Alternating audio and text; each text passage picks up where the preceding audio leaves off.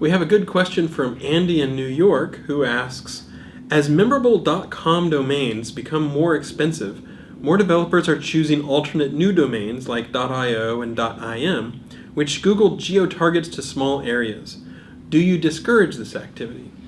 Well, I want you to go in with your eyes open, because you can pick any domain you want, but if you pick a domain like .es or .it because you think you can make a novelty domain like google.it, Google it, or something like that, be aware that most domains at a country level do pertain to that specific country, and so we think that that content is going to be intended mainly for that country.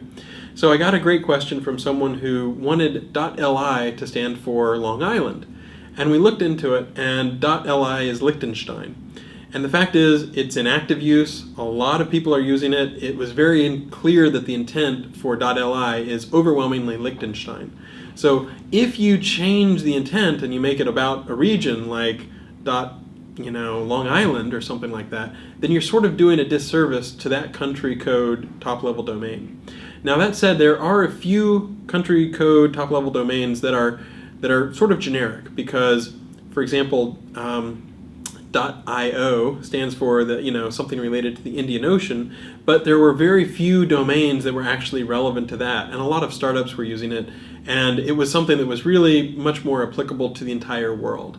And so we do periodically review that list, and if we see something that is primarily used worldwide and it's not really all that specific to that country, then we might go ahead and say, okay, this is a generic country code level, top-level domain, so go ahead and even if you have a .io domain, don't target it just to the Indian Ocean. Anybody worldwide could potentially see that in their search results or are more likely to.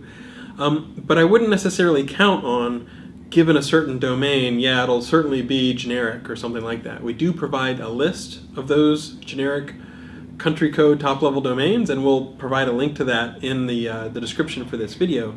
But I wouldn't get too far ahead of it, because if you jump onto a certain, for example, there's .ky, and if you say, I'm going to make that all about Kentucky, well, that might work for you, but it might not work for you. And so it's the sort of thing where if you assume that you are going to be able to take things away from the Cayman Islands and turn it into Kentucky, well, if the Cayman Islands is already using .ky, then I wouldn't assume that you'll be able to necessarily apply it in this general or generic sort of way.